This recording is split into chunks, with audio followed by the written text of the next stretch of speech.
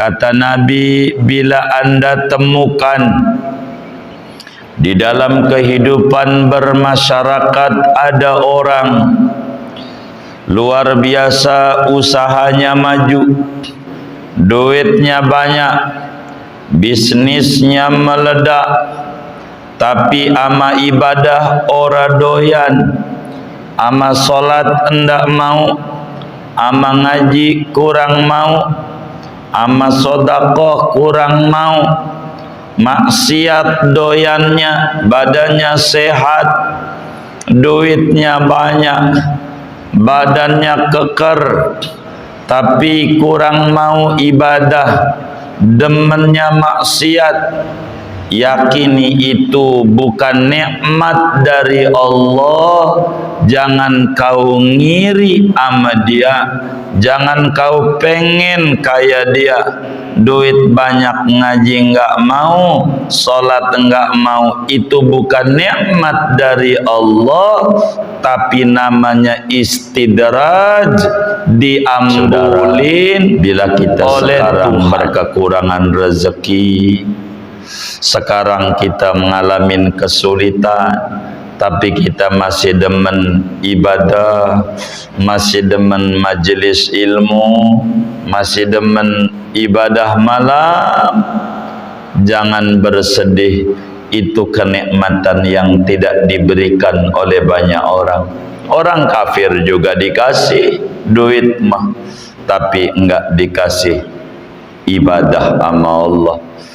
Maka kedekatan dengan Allah itu adalah hal yang paling penting meski kita berkekurangan. Apatah lagi kalau kita diberikan nikmat. Bila kita ketemu orang segalanya diberikan oleh Allah, tapi dia doyan nama ibadah, usahanya maju, bisnisnya makin bagus, tapi demen ama ibadah, itu namanya ni'mal malus salih lirrajulis salih.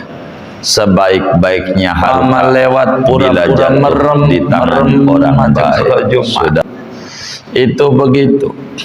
Ini bingung malaikat juga catat kayak orang miskin ngagagem mulu. Orang miskin ngagagem mulu, emang juga orang ada untuk dibaginya.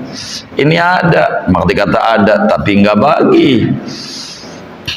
Maka saudara, harta dikasih berlimpah oleh Allah, tapi meninggalkan perintah Allah, ini namanya istidraj. Orang kaya model begini, kata Allah, hatta idza farihu bima utu, ketika dia sedang enak-enakan bergembira, senang-senang dengan kenikmatan dunia, akhirnya akhadnahum baghtatan, saya hukum dia secara tiba-tiba. Bismillahirrahmanirrahim. Alhamdulillahi rabbil alamin, wassalatu wassalamu ala sayyidil awwalin wal akhirin, Sayyidina wa maulana Muhammadin wa ala alihi wa sahbihi ajma'in. Qala al-imamul muallif rahimahullahu ta'ala wa nafa'ana bihi wa bi barakati ulumihi wa ghafara lahu wa limasyaikhihi wa limasyayikhina amin. Wa an Uqbah bin Amir radhiyallahu anhu, dan diriwayatkan dari Sayyidina Uqbah bin Amir al-Juhani radhiyallahu anhu anin Nabi, dari baginda Nabi sallallahu alaihi wasallam, annahu qala, bahwasanya beliau itu berkata, bahwa beliau Nabi yaitu bersabda, idza ra'aitumur rajula yu'tihi Allahu ta'ala ma yuhibbuhu wa huwa muqimun ala ma'siyatihi fa'lamu anna dhalika istidraj. Apabila melihat oleh kalian akan seseorang yang memberikan akan dia oleh Allah Ta'ala akan sesuatu yang ia sukainya, padahal dia yaitu terus menerus di atas kemaksiatannya, fa'lamu maka ketahuilah olehmu anna dzalika akan bahwa yang demikian itu istidrajun, yaitu diambulin, bukan nikmat. Summa qara'a, kemudian membaca Quran oleh Nabi qaulahu, akan firman Allah Azza wa Jal, surat An'am ayat 44, falamma nasu ma dzukiru bihi fatahna alaihim abwaaba kulli syai', maka tatkala mereka lupa akan apa yang mereka diingatkan dengannya, maka kami bukakan atas mereka akan segala pintu-pintu segala sesuatu yang menyenangkan, yakni taraku ma umiru bihi, mereka meninggalkan akan apa yang mereka diperintahkan dengannya, fatahna alaihim abwabal khair, maka kami buka atas mereka akan segala pintu-pintu kebaikan. Hatta idza farihu, sampai-sampai apabila mereka gembira, bima utu, dengan apa yang mereka diberikan, yakni bima u'tau minal khairi, dengan apa yang mereka diberikan dari kebaikan, akhadnahum, maka kami menyiksa akan mereka bagdatan, secara mendadak, yakni faj'atan, yakni dadaan, faidahum mublisun, maka tiba-tiba mereka itu putus asa, yakni ayisina min kulli khairin, putus asa dari segala kebaikan. Wallahu a'lam bissawab. Segini kita bedah. Saudara sekalian yang mulia, malam hari ini kajian kita masih membahas tentang pentingnya sabar dalam menghadapi cobaan dan kesulitan hidup. Malam hari ini kita mengkaji kalamnya Rasulullah sallallahu alaihi wasallam dari seorang sahabat besar, panglima perang besar, pakar Quran besar, mufti besar, tangan kanannya Rasulullah sallallahu alaihi wasallam dari Madinah, Sayyidina Uqbah bin Amir al-Juhani radhiyallahu anhu. Syukur sama Allah, kami dengan beberapa teman sudah berziarah ke makamnya di Mesir, dan insyaallah Allah mudahin kita semua bisa berziarah ke Mesir di makamnya Uqbah bin Amir al-Juhani. Saudara sekalian, saat Rasulullah sallallahu alaihi wasallam hijrah ke Madinah, saat itu Nabi umur 53 tahun bersama Sayyidina Abu Bakar Siddiq radhiyallahu ta'ala an, dengan Google Map guide-nya, tour leader-nya adalah Abdullah bin Uraiqil, seorang non-muslim namun faham tentang jalan-jalan tikus menuju Madinah. Saat kedatangan Rasulullah sallallahu alaihi wasallam tanggal 8 Rabiul Awal di Madinah, nyampelah Nabi Madinah tanggal 8 Rabiul Awal. Semua warga Madinah girang dengan kedatangan Habibuna Muhammad sallallahu alaihi wasallam. Tua, muda, bocah, laki perempuan, semuanya pada keluar rumah. Ada yang kurang sehat ngintip dari lantai 2 rumahnya. Kedatangan Nabi ke Madinah, semuanya hati riang gembira. Tidak ada yang tidak gembira dengan kedatangan Nabi di kota Madinah yang kala itu namanya masih Yasrib. Uqbah bin Amir Al-Juhani di antara sederetan orang yang tidak ikut pawai menyambut kedatangan Rasulullah, tidak ikut karena kerja mengurusi kambing-kambingnya di pedalaman kota Madinah bersama teman-temannya sekitar 12 orang. Dia ngangon kambing di pedalaman Madinah.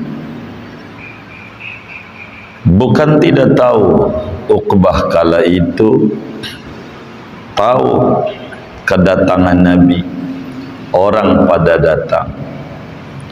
Uqbah bimbang kala itu, kalau aku pergi ke Madinah, ke Kuba, menyambut kedatangan Rasulullah, bagaimana dengan usaha yang saya jalanin? Normal manusia, kalau saya ngaji, ini bisnis lagi banyak lagi, apa libur aja ya, begitu. Maka Uqbah bin Amir Al-Juhani, saudara, kala itu bimbang milih marani Nabi ke Madinah, ke Kuba, atau milih ngurusin kambing-kambingnya. Begitu sayang dengan kambingnya, maka Uqbah bin Amir tidak ikut menyambut kedatangan Nabi, dan dia bilang sama teman-temannya, siapa kalian yang mau menyambut Nabi silahkan, saya bagian jagain kambing saja di sini di hutan kota Madinah, di pedalaman. Sehingga ketika Nabi datang tanggal 8 Rabiul Awal, di mana Nabi berangkat dari rumah kala itu menuju Madinah tanggal 28 Safar, pergi ke Gua Sur 28, 29, 30, tepat 1 Rabiul Awal, hari Senin tinggalkan Mekah lewat Hazwarah, nyampe Madinah tanggal 8. Uqbah bin Amir Al-Juhani dia tidak ikut menyambut pawai besar Rasulullah karena mengurus usaha ternak kambingnya. Sampai pada akhirnya Nabi udah nyampe Madinah, Uqbah pun datang kepada Rasulullah sallallahu alaihi wasallam membaiat untuk masuk Islam. Nabi tanya, "Mananta, siapa namamu anak muda?" Kata dia, Uqbah bin Amir Al-Juhani. "Wahai Rasulullah, inni aji'u litubayani." Saya datang agar engkau membaiat aku ya Rasulullah. Kata Nabi, "Uqbah, apakah aku baiat seperti baiatnya warga Madinah, ataukah aku baiat engkau seperti baiatnya kaum Mekah Muhajirin?" Sumpah setia sama Rasulullah luar biasa, apapun yang terjadi. Kata Uqbah bin Amir Al-Juhani, "Ya Rasulullah, saya pengen dibaiat seperti baiatnya orang Muhajirin, minas sabiqin al-awwalin." Baik, maka dibaiatlah hari itu oleh Rasulullah sallallahu alaihi wasallam dan Uqbah memasuki Islam. Karena jauh dari kampungnya, nginep semalam bersama Nabi di Kuba. Nabi ada di Kuba 8, 9, 10 sampailah 11. Nanti mau salat Jumat Nabi di Masjid Bani Salamah yang sekarang disebut Masjid Jumu'ah di Madinah. Pagi itu Uqbah pulang ke kampungnya ngurusin kambing lagi sesudah Islam. Dia bilang sama teman-temannya, kalau mau ngaji ke Nabi ke Madinah silahkan saya jagain kambing. Lama-lama mikir, Uqbah bin Amir al-Juhani, kata Uqbah, alangkah bodohnya saya ngaji tidak langsung dari Nabi, padahal Nabi masih hidup.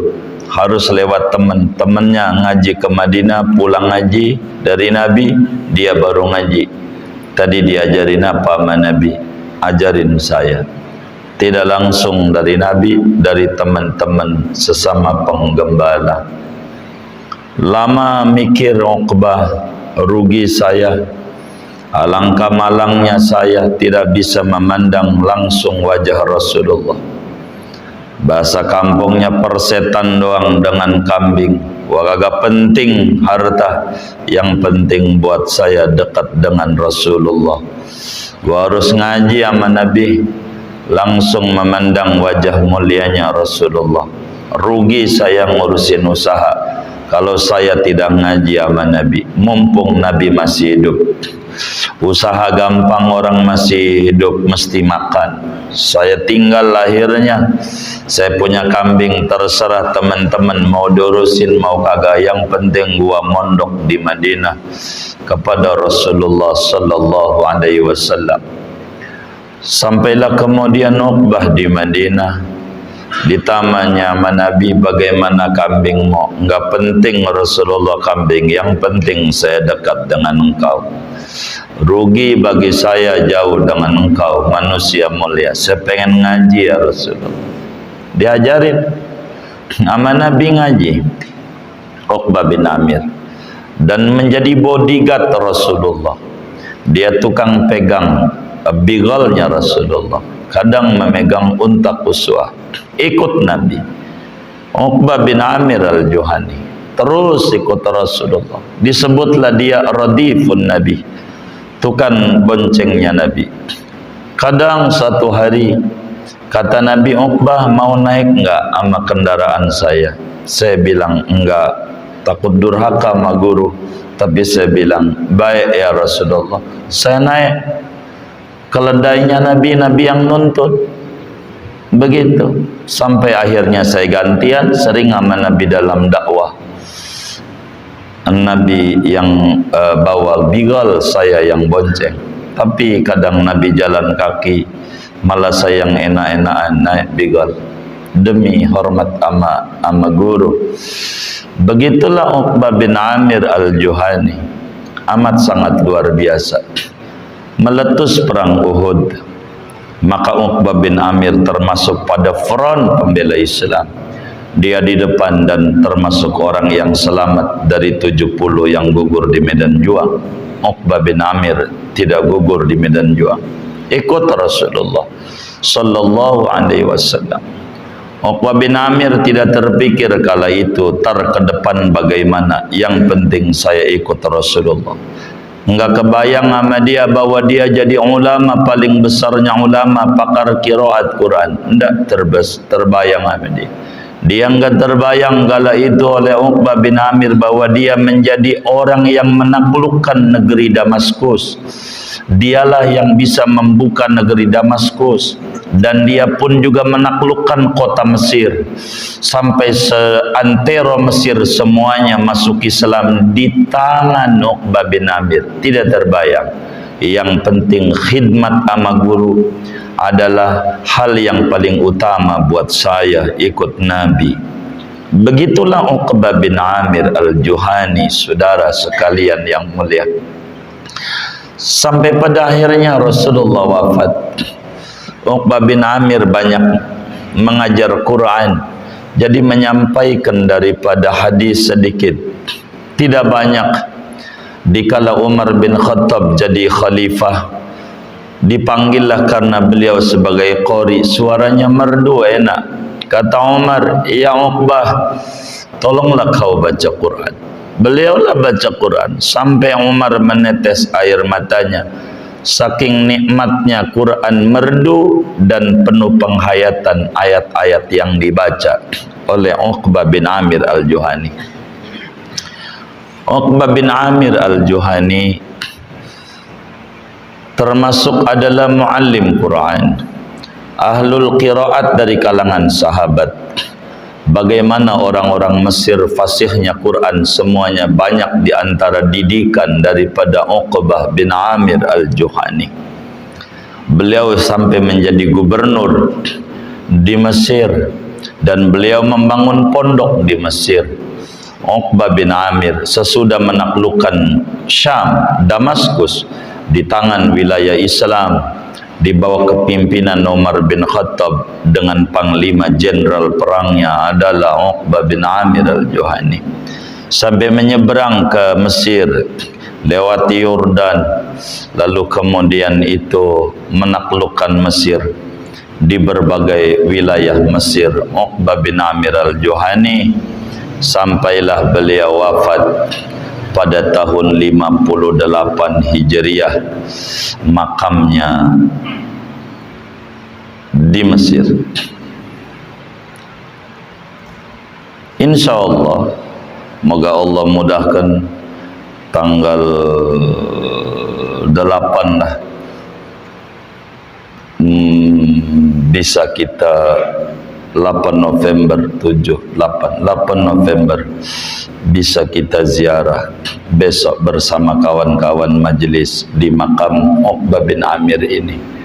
Untuk besok tahun ini kita ziarah bersama sebagian teman-teman majlis.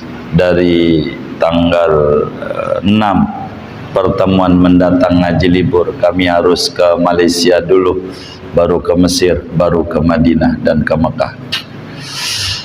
Saudara sekalian yang mulia, Uqbah bin Amir bangun masjid, bangun pondok di Mesir. Makamnya berdampingan dengan gubernur Mesir pertama di zaman Rasulullah, Sayyidina Amr bin As.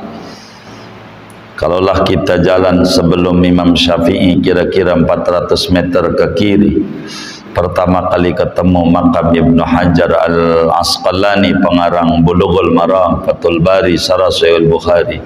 Makin ke kiri baru ketemu makam daripada Sayyidina Uqbah bin Amir yang akan kita bedah salah satu hadisnya. Ini ulama besar, mufti besar daripada kalangan sahabat, luar biasa. Tidak jauh daripada makam beliau, makam mujtahid besar Mesir, Imam Lais bin Sa'ad. Enggak jauh dari makam beliau, makam daripada Sayyidina Dhunnun al-Misri. Masjid makamnya cukup terawat di Mesir. Seorang ulama yang ikut Rasulullah, bodyguard buat Rasulullah sallallahu alaihi wasallam, hebat. Dimodali oleh Nabi doa, mau enggak Uqbah saya ajarkan 2 surat ini, 2 surat ini hebat. Mau ya Rasulullah. Diajarin surat Al-Falaq dan surat An-Nas, dan ini banyak didawamkan oleh Sayyidina Uqbah bin Amir al-Juhani sampai pembangun Thariqah Syadiliyah Imam Abul Hasan Asyadili rahimahullahu ta'ala rahmatal abrar. Beliau bilang, siapa orang yang pengen rezekinya luas berlimpah, dia harus banyak membaca surat Al-Falaq. Jangan kurang-kurang Al-Falaq. Maka dalam Ratibul Haddad menjadi bacaan sebelum penutup surat Al-Falaq ini. Orang yang rezekinya pengen banyak, surat Al-Falaq harus sering-sering dibaca. Bahkan kata Nabi, sebelum tidur kau baca, bangun tidur jangan lupa kau baca juga ya. Maka Uqbah bin Amir, alhamdulillah wa syukurillah, berkecukupan. Bahkan Nabi bilang agar supaya kau selamat menghadapi gangguan, jangan tinggal baca surat An-Nas, dan itu menjadi penutup daripada bacaan Ratibul Haddad oleh Imamul Haddad. Uqbah bin Amir, saudara, seorang alim kabir dari kalangan sahabat Rasulullah, qari, pakar qiraat Quran, panglima besar, mujahid. Kalau kita baca ayat-ayat hadis-hadis jihad, dari hadis yang disampaikan oleh Uqbah bin Amir lebih banyak berbicara tentang jihad dan tentang ilmu. Sedikit hadis-hadis yang berbicara di luar ilmu dan jihad, seperti tentang sabar, tidak banyak hadisnya. Dari tidak banyak itu, malam hari ini akan kita bedah. Kata Sayyidina Uqbah bin Amir al-Juhani, saudara, aku dengar Rasulullah sallallahu alaihi wasallam, baginda Nabi besar Muhammad sallallahu alaihi wasallam bersabda. Apa kata baginda Nabi? Idza ra'aitumur rajula yu'tihillahu ta'ala ma yuhibbuhu wa huwa muqimun ala ma'siyatihi fa'lamu anna dzalika istidraj. Kata Nabi, bila anda temukan di dalam kehidupan bermasyarakat ada orang luar biasa, usahanya maju, duitnya banyak, bisnisnya meledak, tapi ama ibadah ora doyan, ama solat enggak mau, ama ngaji kurang mau, ama sodakoh kurang mau, maksiat doyannya, badannya sehat, duitnya banyak, badannya keker, tapi kurang mau ibadah, demennya maksiat, yakini itu bukan nikmat dari Allah. Jangan kau ngiri sama dia, jangan kau pengen kayak dia. Duit banyak, ngaji enggak mau, salat enggak mau, itu bukan nikmat dari Allah, tapi namanya istidraj, diambulin oleh Tuhan, dilulu oleh Tuhan, dihayuhkan oleh Tuhan. Biar apa? Biar lama di nerakanya. Jadi kalau ada orang rezekinya banyak, ama ibadah enggak mau, mabok, main, diajak sholat enggak mau, tapi dagangannya bagus, jangan hormat sama yang kaya begitu. Karena itu istidraj, akan merusak keimanan. Karena muslim yang harus dibanggakan adalah ibadah. Duit banyak kalau enggak ibadah buat apa? Itu bukan nikmat. Maka bila kita lihat ada orang duitnya pas-pasan, begitu, duitnya ala kadarnya, tidak berlimpah, tapi doyan ama ibadah, yakini dia dianugerahi nikmat besar oleh Allah. Ada orang badannya sehat, enggak kuat ke masjid, itu sebetulnya dia sakit, bungkusnya sehat, istidraj. Ada orang sakit, demen ke masjid, itu maknanya dia sehat, bungkusnya berpenyakit. Maka memandang sesuatu jangan dari judul, jangan dari tampilan, tapi harus dari isi yang ada. Sebablah gelas kalau isinya air putih, kap aqua paling gope. Tapi kalau isinya air jeruk bisa 3.000, 5.000. Kalau isinya susu mahalan. Kalau isinya madu, madu Sumbawa jutaan. Yang mahal bukan bungkusnya, tapi isinya. Kata Nabi, idza ra'aitumur rajula yu'tihillahu ta'ala ma yuhibbuhu wa huwa muqimun ala ma'siyati fa'lamu anna dzalika istidraj la ni'mah minallah. Bila kita lihat orang segalanya dikasih oleh Allah, badan sehat, duit banyak, muda dia, ibadah ndak mau, solat ndak mau, main ke majelis ilmu nggak mau, jangan kita ngiri kepengen kayak dia. Itu bukan nikmat dari Allah, tapi dikasih musibah besar berlapiskan kesenangan yang berimbas di neraka lama. Ibarat anak kecil dibilang sama orang tuanya, jangan naik pohon mangga. Dia naik aja, jangan naik aja, sekalian naik terus. Itu namanya disebut istidraj. Diambulin, hayo, diayuin, ayo terus, dilulu, diambulin, dijor oleh Tuhan. Bukan untuk dekat dengan Tuhan, tapi untuk menjadi korun-korun umatnya Nabi Muhammad yang lama mendem di nerakanya, yang hari demi hari disiksa di kuburnya.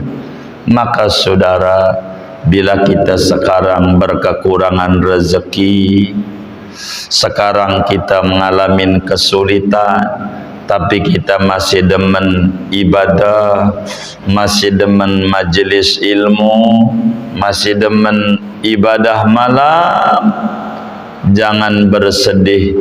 Itu kenikmatan yang tidak diberikan oleh banyak orang. Orang kafir juga dikasih duit mah, tapi enggak dikasih ibadah sama Allah. Maka kedekatan dengan Allah itu adalah hal yang paling penting meski kita berkekurangan, apatah lagi kalau kita diberikan nikmat.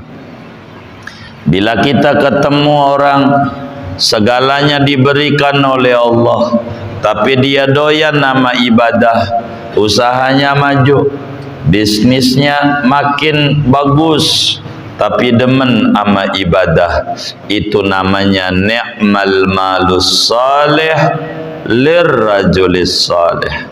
Sebaik-baiknya harta bila jatuh di tangan orang baik, saudara. Maka ada istidraj, ada nikmat. Renungi itu. Kalau kita duit banyak, ujungnya enggak ada faedah ke agama barang dikit, maka itu bukan nikmat kala itu, tapi istidraj namanya. Kata Nabi, kata Uqbah bin Amir al-Juhani, saudara, lalu Nabi habis jabarin ini, beliau baca Al-Quran surat Al-An'am ayat 44 sebagai dalil bukti ada namanya istidraj. Rasulullah sallallahu alaihi wasallam lalu baca Al-Quran, falamma nasu ma dzukkiru bihi fatahna alaihim abwaba kulli syai' hatta idza farihu bima utu akhadnahum baghtatan fa idahum mublisun. Manakala mereka meninggalkan perintah Allah, yang disuruh oleh Allah ditinggalin, ibadah kurang mau, duit banyak zakat enggak mau, duit banyak tapi pelitnya 17 setan. Tahu setan enggak? Hampir 17. Pelit banget. Sampai malaikat bingung nyatetnya di kelompok orang kaya apa orang miskin. Dikata miskin rumahnya gedong, dikata kaya kelakuannya ke orang miskin, susah hidupnya. Begitu ada kotak amal lewat, pura-pura merem aja kalau Jumat. Itu begitu. Ini bingung malaikat juga, catat kayak orang miskin ngagagem mulu. Orang miskin ngagagem mulu, emang juga orang ada untuk dibaginya. Ini ada, maka dikata ada tapi nggak bagi. Maka saudara, harta dikasih berlimpah oleh Allah tapi meninggalkan perintah Allah, ini namanya istidraj. Orang kaya model begini, kata Allah, hatta idza farihu bima utu, ketika dia sedang enak-enakan bergembira, senang-senang dengan kenikmatan dunia, akhirnya akhadnahum baghtatan, saya hukum dia secara tiba-tiba, sakit mendadak, duitnya bakalan habis, ujungnya jadi susah, duit banyak nggak bisa dinikmati, dari kecil sampai tua sengsara. Kecil apa aja boleh dimakan, apa aja waktu kecil, makanan apa aja boleh, cuman ada masalah duit ora punya. Holland Bakery boleh, duitnya kagak ada, nggak punya duit, namanya susah. Sekarang duit banyak, dari usaha yang luar biasa, duit di mana-mana punya, di berangkas, di bank ini, bank itu, semuanya ada. Tapi susah juga, makanan apa aja ora boleh. Ditawarin kopi, ndak, asam lambung.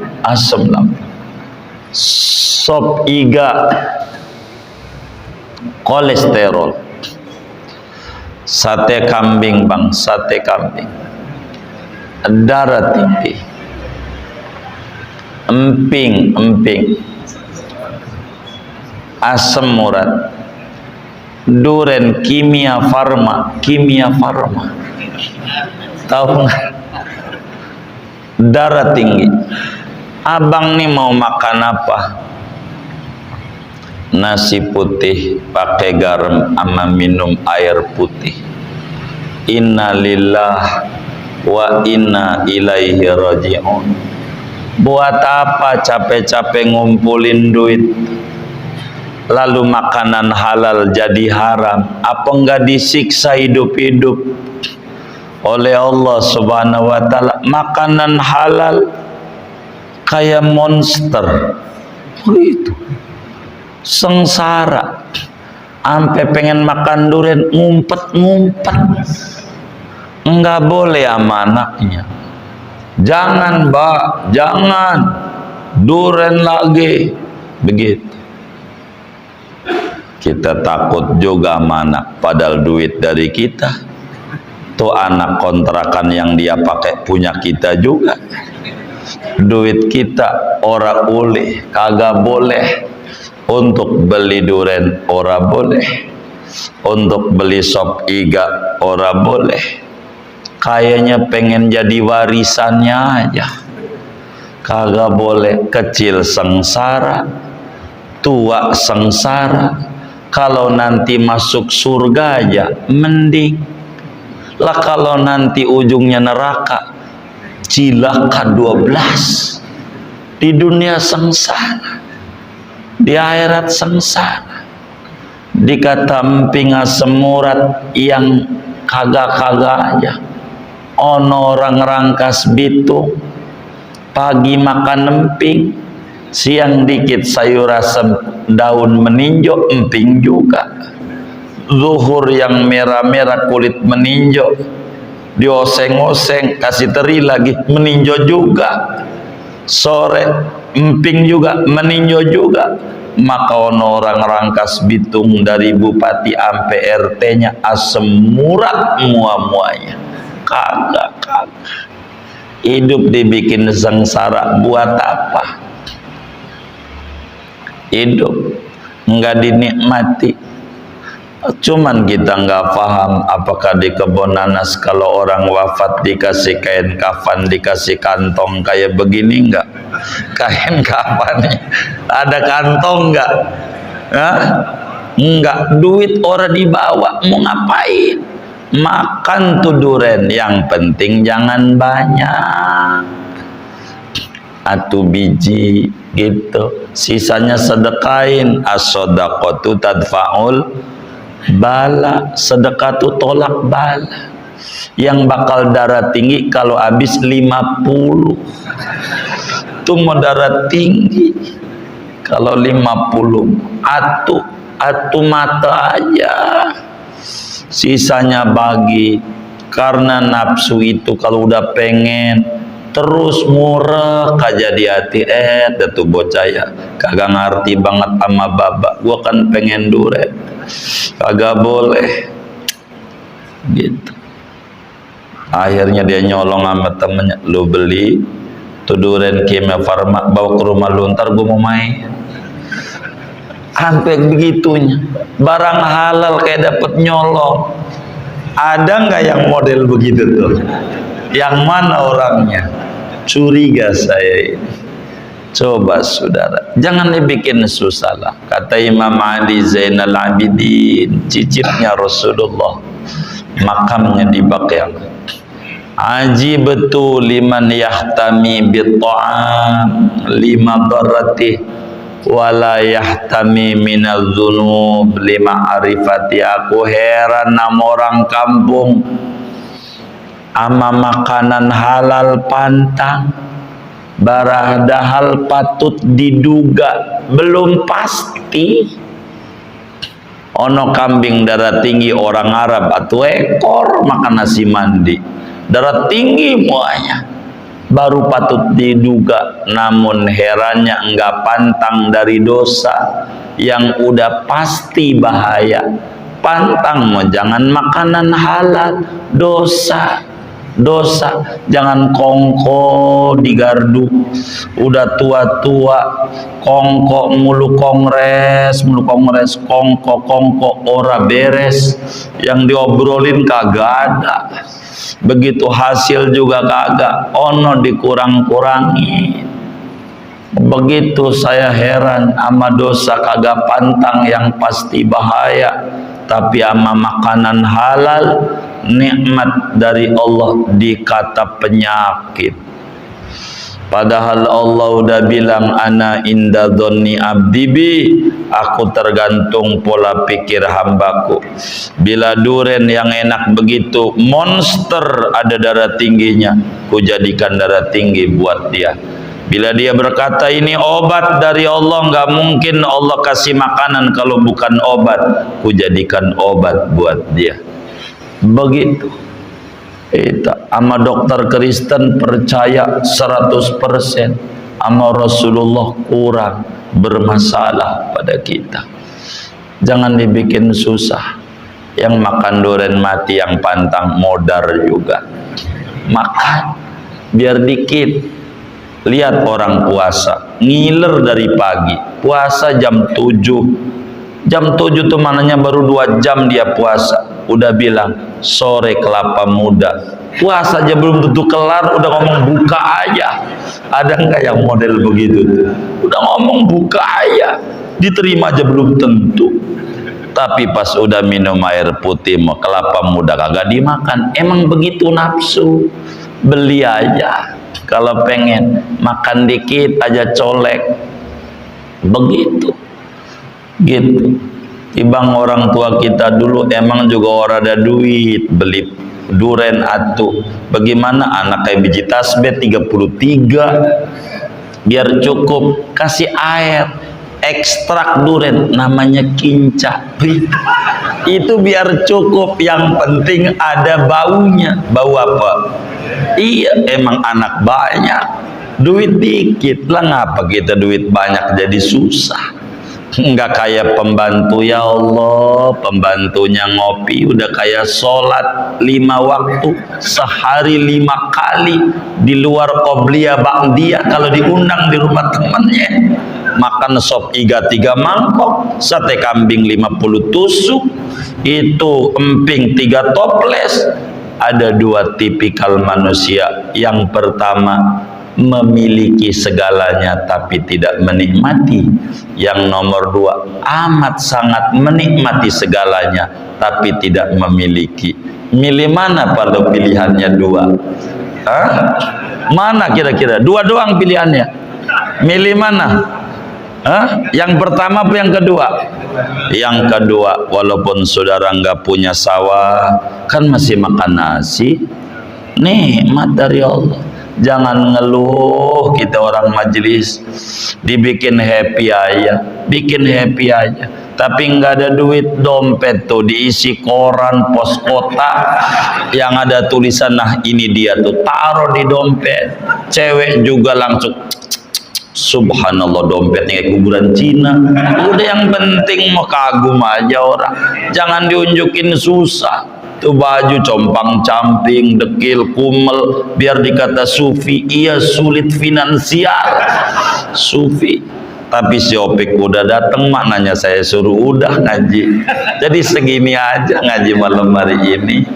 Opiknya udah datang, kita baca Fatihah. Moga Allah beri kita limpahan barokah, umur kita barokah, ilmu kita barokah, rezeki kita barokah, usaha-usaha kita barokah, keluarga dan anak keturunan kita barokah, lingkungan kita barokah. Allah beri kita semua barokah dunia dan barokah akhirat. Amin. Al-Fatihah.